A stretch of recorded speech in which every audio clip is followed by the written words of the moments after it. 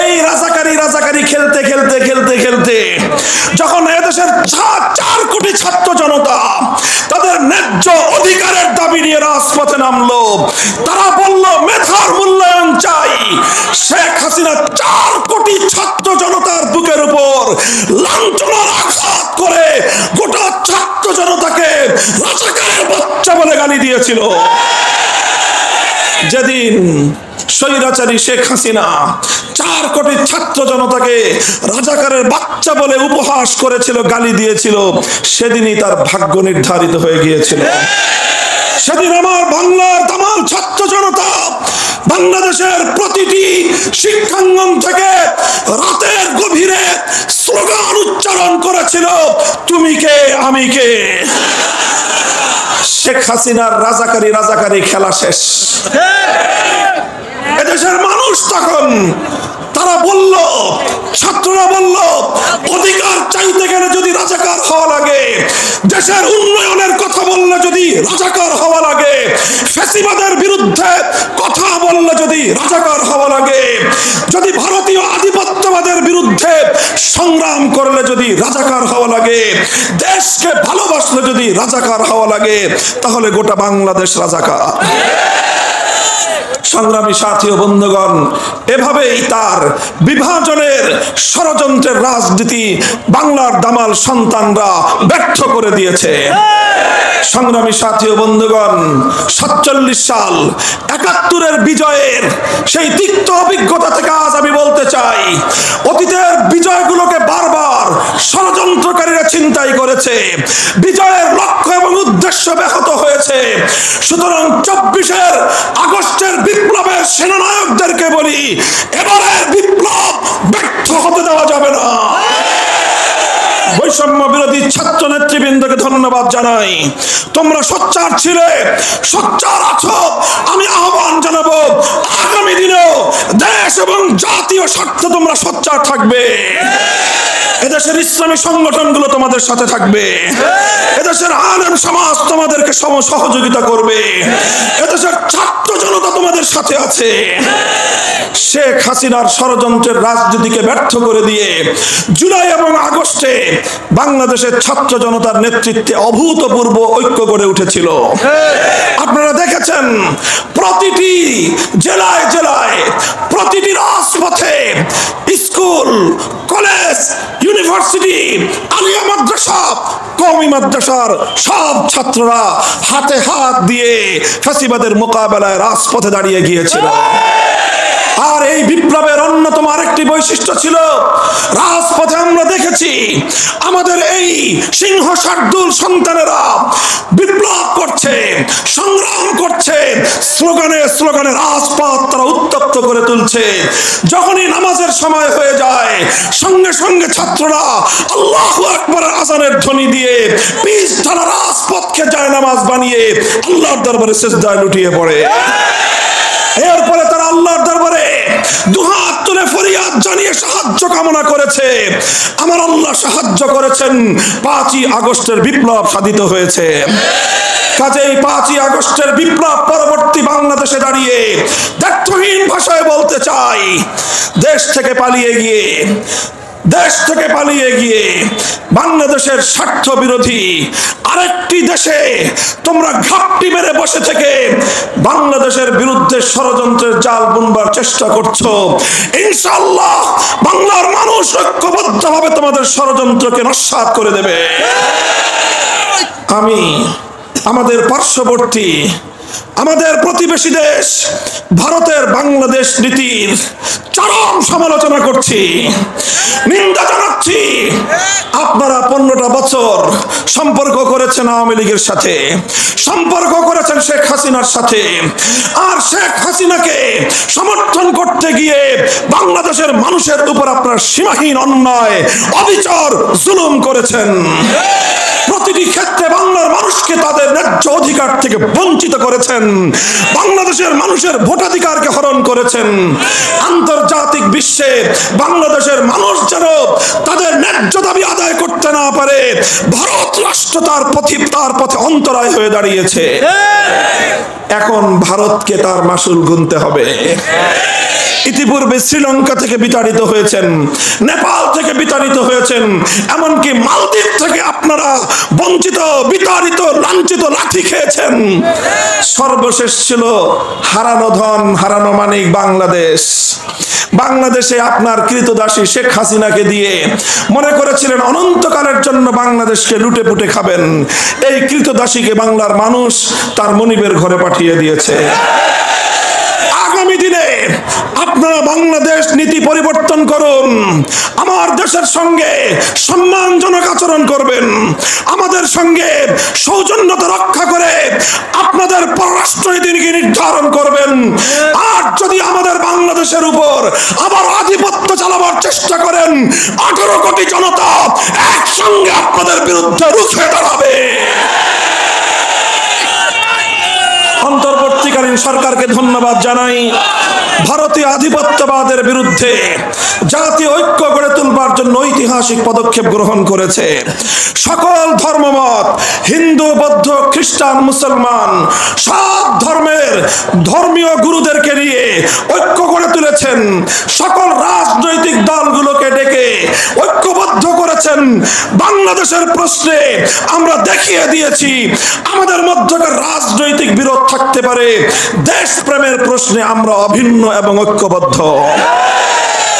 তবে সেই সঙ্গে আমরা আরেকটা কথা বলতে চাই, ভারতীয় আধিপত্যবাদকে বাংলাদেশে শুধুমাত্র একটি আন্দোলনের মাধ্যমে রুখে দেওয়া সম্ভব নয়, বরং ভারতীয় আধিপত্যের প্রতিটি ছিদ্রপথকে চিরদিনের জন্য বন্ধ করে দিতে হবে। বাংলাদেশে ভারতীয় আধিপত্যবাদের বিরুদ্ধে যে সকল প্রতিরোধ ব্যূহগুলো রয়েছে সেগুলোকে শক্তিশালী করতে হবে, পুনর্নির্মাণ করতে হবে। সংবিধানে বিসমিল্লাহির রহমানির রহিম অন্তর্ভুক্ত রয়েছে। খবরদার এই বিসমিল্লাহর দিকে কেউ যেন রক্তচক্ষু দিয়ে তাকাবার চেষ্টা না করে। সংবিধানে, বাংলাদেশের সংবিধানে আল্লাহর উপর অবিচল আস্থা এবং বিশ্বাসের যে কথা ছিল সেটাকে আবার অন্তর্ভুক্ত করতে হবে। বাংলাদেশে রাষ্ট্র ধর্ম ইসলাম রয়েছে। অনেকে বলে রাষ্ট্র কি ধর্ম পালন করে, রাষ্ট্রের আবার ধর্মের দরকারটা কি? আমরা তাদেরকে সবিনয়ে জিজ্ঞাসা করতে চাই, রাষ্ট্র কি কথা বলে? তাহলে রাষ্ট্রের ভাষার দরকারটা ছিল কি? 52 সালে আমার ভাইয়েরা বুকের রক্ত দিয়ে রাষ্ট্র ভাষা বাংলাকে রক্ষা করেছিল। রাষ্ট্র কথাও বলে না, রাষ্ট্র নামাজও পড়ে না। রাষ্ট্র কথা না বললে যদি ভাষার দরকার হয়, নামাজ না পড়লেও রাষ্ট্রের ধর্মের প্রয়োজন রয়েছে।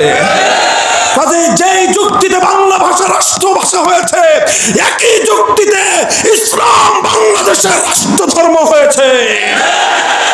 যদি রাষ্ট্র ধর্ম ইসলামের ব্যাপারে কোন ধরনের বিকল্প চিন্তা করা হয়, গোটা বাংলাদেশে বিদ্রোহের আগুন উঠবে, বিদ্রোহের আগুন জ্বলবে।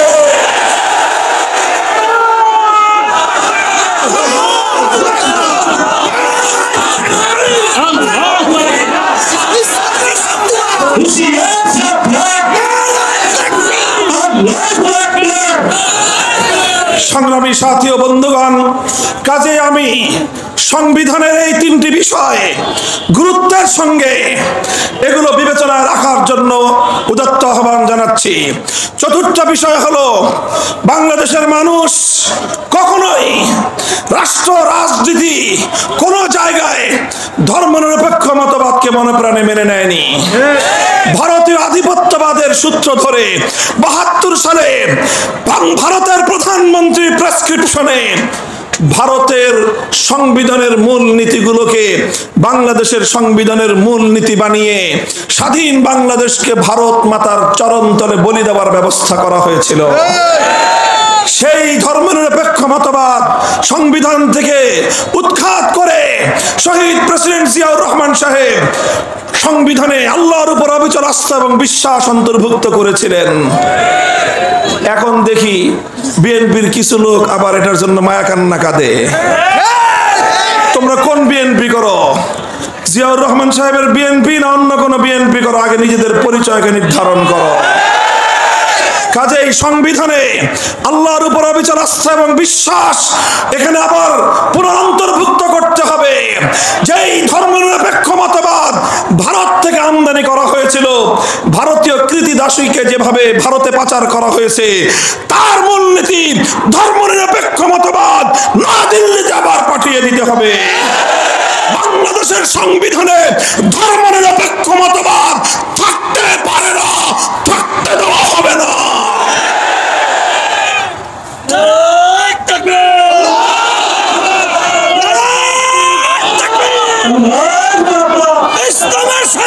সুতরাং এই স্পষ্ট দাবি হলো দুটি বিষয়কে আবার সংবিধানের মধ্যে আগের অবস্থায় ফিরিয়ে আনতে হবে। একটি হলো আল্লাহর উপর অবিচল আস্থা এবং বিশ্বাস ফিরিয়ে আনতে হবে। ধর্মনিরপেক্ষ মতবাদ এটাকে সংবিধান থেকে বাতিল করতে হবে। বিসমিল্লাহির রহমানির রহিম, রাষ্ট্রধর্ম ইসলাম, এখানে হাত চাওয়ার কোনো অপচেষ্টা করা হলে সে হাত আমরা ভেঙে গুড়িয়ে দেব। সেই সঙ্গে আমাদের স্পষ্ট প্রস্তাবনা, সংবিধান সংস্কারের যে চলমান প্রক্রিয়া, আপনারা অন্যান্য যা কিছু করছেন প্রতিটি কল্যাণের সঙ্গে আমাদের সমর্থন রয়েছে। সেই সঙ্গে আমরা স্পষ্ট দাবি তুলতে চাই, 90% মুসলমানদের এই বাংলাদেশে সংবিধানে কোনো একটি ধারা সংযুক্ত করুন, যেই ধারার মাধ্যমে আমার দেশে কোরআন সুন্নাহ বিরোধী, ইসলাম বিরোধী কোনো আইন, নীতিমালা, বিধিমালা কার্যকর হওয়ার পথ রুদ্ধ হয়ে যাবে। যে কোনো কোরআন সুন্নাহ বিরোধী আইন হোক, যে কোনো নীতিমালা বিধিমালা হোক, সেটা বাংলাদেশে অকার্যকর হবে এমন একটি ধারা সংবিধানে সংযুক্ত করার জোর দাবি জানাচ্ছি। সংগ্রামী সাথী ও বন্ধুগণ, এভাবে আমরা আগস্ট বিপ্লবের পর আমরা স্বপ্ন দেখছি বাংলাদেশের মানুষ সব রং দেখা শেষ। সোনার বাংলাদেশ দেখেছে, তারপরে নতুন বাংলাদেশ দেখেছে, সবুজ বাংলাদেশ দেখেছে, ডিজিটাল বাংলাদেশও দেখা শেষ। এবার বাংলার মানুষ দেখতে চায় ইসলামের বাংলাদেশ, খেলাফতের বাংলাদেশ।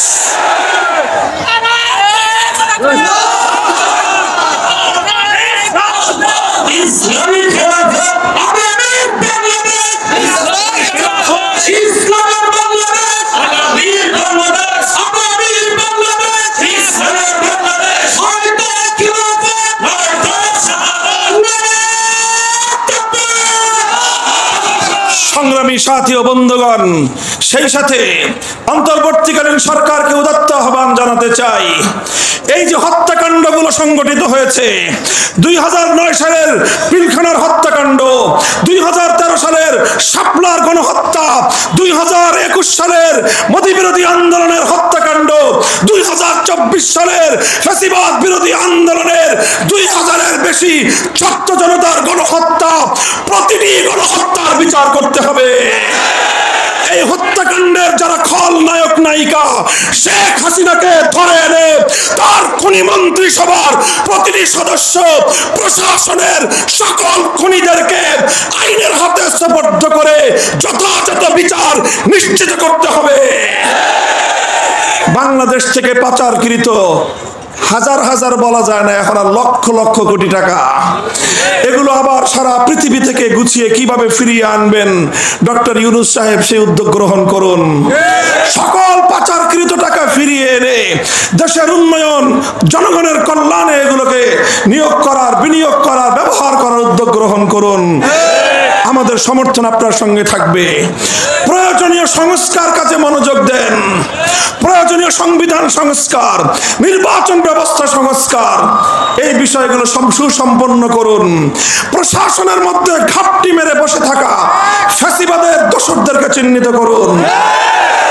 সেই ফ্যাসিবাদের দোষর যারা রয়েছে, তারা প্রশাসনে ঘাপটি মেরে বসে থেকে এখনো বাংলাদেশের বিরুদ্ধে ষড়যন্ত্র অব্যাহত রেখেছে। তাই আজ এখনো বাংলাদেশের সচিবালয়ে রহস্যজনক অগ্নিকাণ্ড সংগঠিত হয়। বাংলাদেশকে ব্যর্থ করবার জন্য এখনো ইসকন তৎপরতা চালায়। এখন আমার বাংলাদেশের চট্টগ্রামে সরকারি আইনজীবী শহীদ সাইফুল ইসলাম আলিফকে নির্মমভাবে আদালত চত্বরে জবাই করে হত্যা হতে হয়। আমরা বুঝি এর মাধ্যমে বাংলাদেশকে অস্থিতিশীল করবার পায়তারা চালানো হচ্ছে।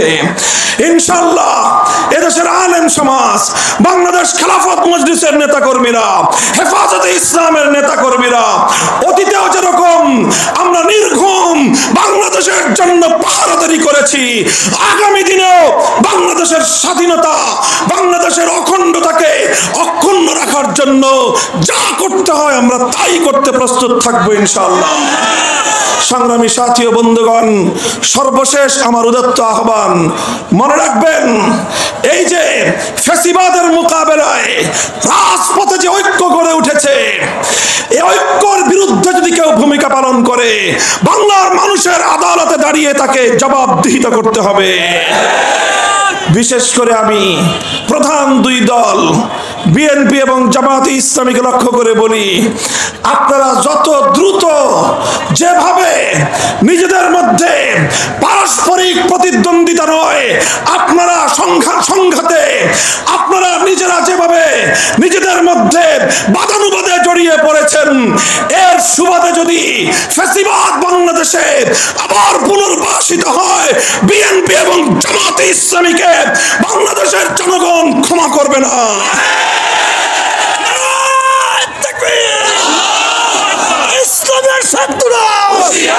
বাংলাদেশকে রক্ষা করার জন্য, বিদেশি আধিপত্যবাদকে রুখে দেওয়ার জন্য, ফ্যাসিবাদী অপশক্তিকে মোকাবেলা করবার জন্য রাজপথে গড়ে ওঠা এই ঐক্য আরো দীর্ঘদিন সংহত সমুন্নত রাখতে হবে। এজন্য ইনশাআল্লাহ বাংলাদেশ খেলাফত মজলিস ঐতিহাসিক ভূমিকা পালন করবে। আপনারা প্রতিটি জায়গায় জায়গায়, প্রতিটি জেলায় জেলায়, প্রতিটি এলাকায় এলাকায় ফ্যাসিবাদ বিরোধী রাজপথের ঐক্যের প্রতিনিধিত্ব করবার জন্য নিজেদেরকে প্রস্তুত করুন।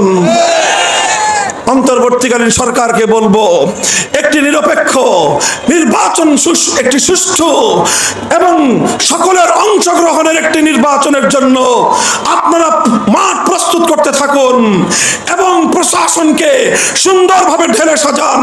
প্রয়োজনে নতুন লোক রিক্রুট করুন, নতুন জনশক্তিকে আপনারা নিয়োগ দিন। ফ্যাসিবাদের দোসরদের মুক্ত বাংলাদেশে একটি নিরপেক্ষ দেশপ্রেমিক প্রশাসন দেখতে চাই আমরা।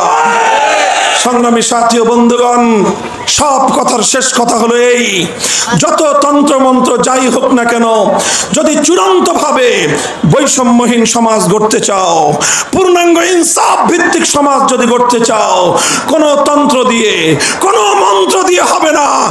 একমাত্র আল্লাহ প্রদত্ত রাজনৈতিক বন্দোবস্ত, খেলাফতের রাজনীতি ছাড়া চূড়ান্ত বৈষম্যহীন সমাজ গড়া সম্ভব নয়। তাই আসুন পটুয়াখালীর এই বিশাল জনসমুদ্রকে লক্ষ্য করে আমি উদাত্ত আহ্বান জানাবো, আসুন আমাদের হাতে হাত রাখুন। টেকনাফ থেকে তেতুলিয়ায় বাংলাদেশ খেলাফত মজলিস একটি খেলাফত প্রতিষ্ঠার সংগ্রামের নিবেদিত প্রাণ কর্মী বাহিনী গড়ে তুলছে। আপনারা এই কর্মী বাহিনীতে যোগদান করবেন ইনশাআল্লাহ। বাংলাদেশ খেলাফত মজলিস এবং তার সহযোগী সংগঠন বাংলাদেশ খেলাফত যুব মজলিস, বাংলাদেশ খেলাফত ছাত্র মজলিস, বাংলাদেশ খেলাফত শ্রমিক মজলিস, আপনারা প্রত্যেকে যার যার স্থান অনুযায়ী সংগঠনগুলোতে অন্তর্ভুক্ত হয়ে আমাদের হাতে হাত রাখুন। আমরা একটি বৈষম্যহীন বাংলাদেশ উপহার দেব ইনশাআল্লাহ। বাংলাদেশকে সকল আধিপত্যবাদী শক্তির হাত থেকে মুক্ত রাখার জন্য আমরা রাজপথে প্রতিরোধ সংগ্রাম গড়ে তুলব ইনশাআল্লাহ। প্রস্তুত থাকবেন তো আপনারা? বৃহত্তর ইসলামে ঐক্য করবার জন্য বাংলাদেশে সকল ইসলামী সংগঠনগুলোর সাথে আমরা আমাদের আন্তঃযোগাযোগকে আরো শক্তিশালী করব। আমরা বিশ্বাস করি বাংলাদেশের স্বাধীনতা এবং ইসলাম এক সূত্রে গাঁথা। এজন্য বাংলাদেশে যদি ইসলাম বিপন্ন হয়, স্বাধীনতা বিপন্ন হবে। যারা বাংলাদেশে ইসলামের শত্রু, তারাই বাংলাদেশের স্বাধীনতার শত্রু। তাই ইসলামী সংগঠনগুলোকে আরো দায়িত্বশীল ভূমিকা রাখতে হবে। এজন্য ইসলামী সংগঠনগুলোর নেতৃবৃন্দের প্রতি আমাদের উদাত্ত আহ্বান থাকবে, আমরা খুঁটি খুঁটিনাটি মতবিরোধ এবং শাখাগত মতবিরোধকে পিছনে ফেলে বৃহত্তর দেশ জাতি ইসলামের স্বার্থ রক্ষায় হাতে হাত রেখে ইস্পাত কঠিন ঐক্য গড়ে তুলব। সকল ষড়যন্ত্র ব্যর্থ হয়ে যাবে ইনশাআল্লাহ। আল্লাহ পাক আপনাদের সকলকে কবুল করুন।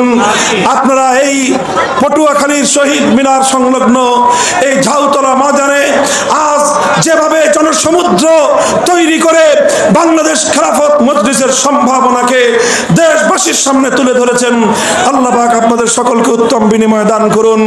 নাসরুম মিনাল্লাহি ওয়া ফাতহুন করিব ওয়া আখিরু দাওয়ানা আলহামদুলিল্লাহি রাব্বিল আলামিন।